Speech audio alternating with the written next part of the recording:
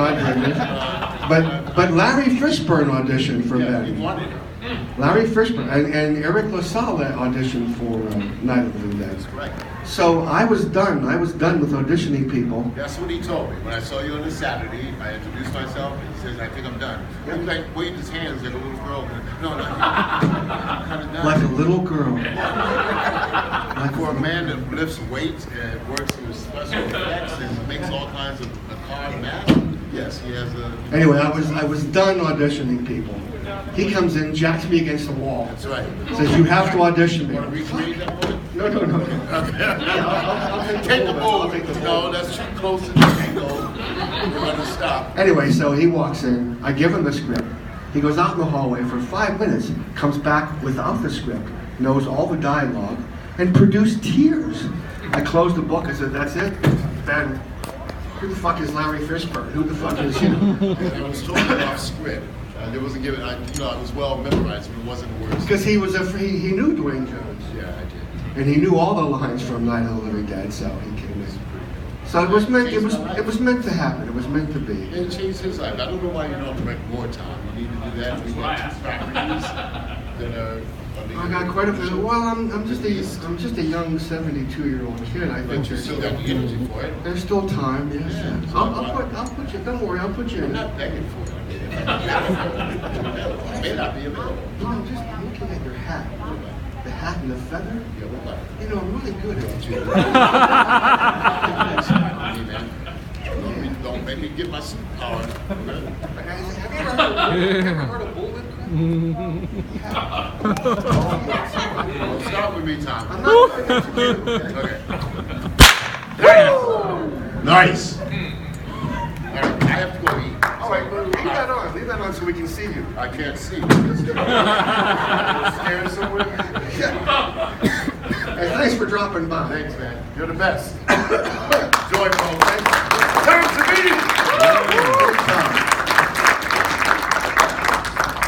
Hey, we've got about 5 more minutes for questions, so here you go. Yeah. You got any cool Robert Rodriguez stories to tell? Robert Rodriguez, another genius, okay? I was on stage with Robert. He brought me up on stage at a screening of Grindhouse. And I said to him, you know, there's a famous philosopher, Schopenhauer. I said, you fit Schopenhauer's definition of genius, which is talent.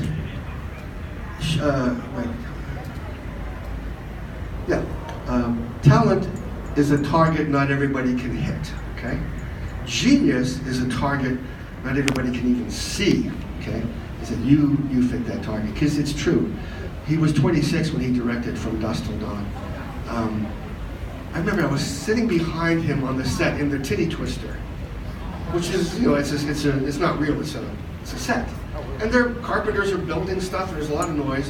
And I'm sitting behind him, and I heard him turn to the AD and say, can we have it a little quiet in here? And the place went quiet. They were so tuned in to Robert, so wanting to do stuff for him. That's all he had to say. It's just somebody overheard him say that. The place went. So he was. I think he's brilliant. You know, just brilliant. And he would let you improvise. When my hands come up over Fred Williamson as spiders, I'm looking at my fingers. I said, hey Robert, can I suggest something? How about if I come up like? He said, let me see it. So I did it. He did 7 takes. You know, it's in the movie. Okay. So a good director listens to everybody. They don't necessarily do everything, but they listen to everybody. And they take what's best, because one person can't think of everything, you know? But he had a clear vision, of course, you know. I mean, when Robert Rodriguez was in grade school, he would take his school book and turn it sideways, and in the margin where there's no type but there's just white, he would draw something. On the next page, he would draw something. You know? He would draw something on the next. By the end of the day, you could flip the pages, and there was an animated movie going on in the borders. He was shooting movies on paper in grade school, you know. A lot of famous people and successful people today, if you listen to their interviews, they started when they were very young, and it was a passion. And it's all about passion, you know. My students who have worked on, you name a movie in the last 5 years, my students have worked on it.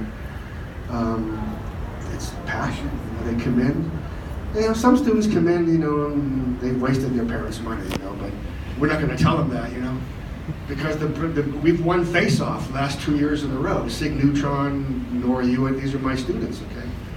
And they're working everywhere, prosthetic labs, mask companies, toy companies, not just movies. Anyway, I'm going off on a tangent. Robert Rodriguez, yeah. What else can I say about him? He's like Quentin. He's a big kid that happens to be a genius. Anybody else?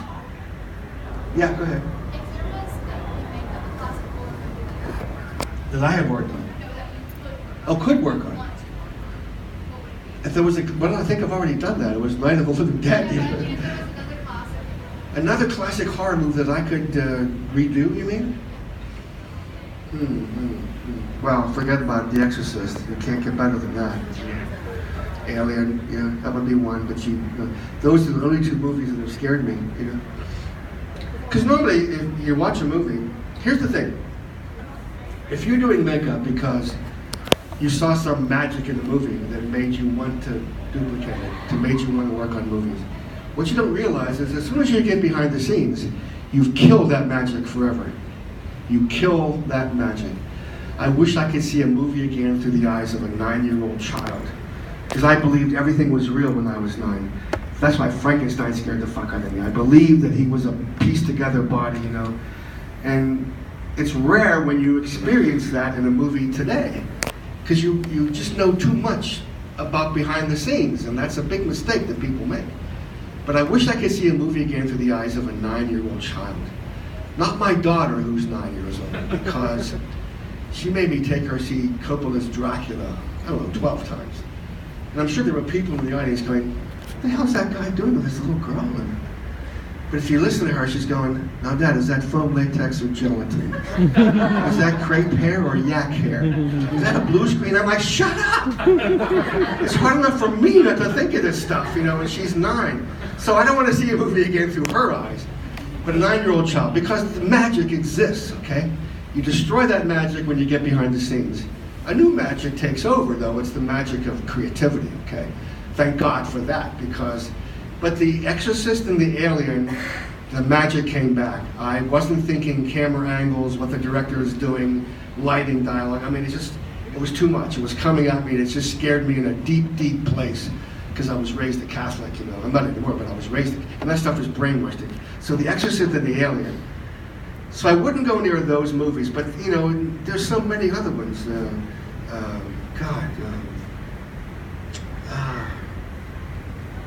Oh, I know. I want to do a werewolf movie.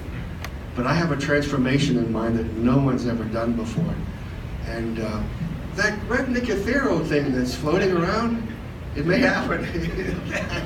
My way of shooting a werewolf transformation. It's never been done before. Because, okay, if you're going to see a werewolf movie, like the new Wolfman that came out, okay. When I first saw that, I'm just waiting and waiting for the transformation. I didn't give a shit about anything else was happening. I'm waiting for the transformation. And it satisfied me. It was great. I don't know what Rick Baker intended to do, but that was a great transformation. Then I went back to see it over and over again and appreciated all the stuff leading up to it. The mood in that movie is terrific. But again, the transformation I have in mind has not been done yet. And I'm not going to tell you what it is, because that's been yet, you know, it'll be done tomorrow. It'll be done. Anyway, was there a question before that? I don't remember. Yeah. Yes, your question. Go ahead. How'd you like the transformation scene in American Werewolf? Oh, well, that happened right in front of me. That was one of the greatest transformations. Because those were the days when they weren't even thinking of CGI, you know. My movies, when you see the stuff in my movies, it's happening right in front of you. Rick Baker's werewolf transformation, that happened right in front of you. There's a certain disconnect that occurs with CGI. There's a collective dislike of it because you have to pretend something's happening. People don't want to make that effort, it seems sometimes, to pretend it's happening. You didn't have to pretend it's happening in that movie or, you know, my movies. But I like CGI when it's done well. I wish I had CGI when I was trying to solve a problem with effects, you know, growing up. Wrapping it up, go ahead. Yeah, because that actually reminded me, because I recently saw like the behind the scenes of things like, I saw some behind the scenes stuff from Jurassic World Kingdom. There's a part in there where the cast were basically taken to like the Velociraptor model where they're operating on it, and they were actively shocked at how active and how realistic it moved. But that's a good point. You brought up Jurassic Park. When I first saw Jurassic Park, I didn't see any dinosaurs. I saw a person sitting behind the computer console. And that really pissed me off, you know? So I had to change my mindset. When I saw it again, my mindset was, I don't care what I see in the foreground, in the background, it's really there. And the movie was fantastic. But I had to make that effort. I had to pretend. And that's the difference between our stuff we did and the new, CGI stuff. Anyway, he's giving me the signal. I'm done. Thank you kindly. Enjoy the rest of the show. See you back at my table.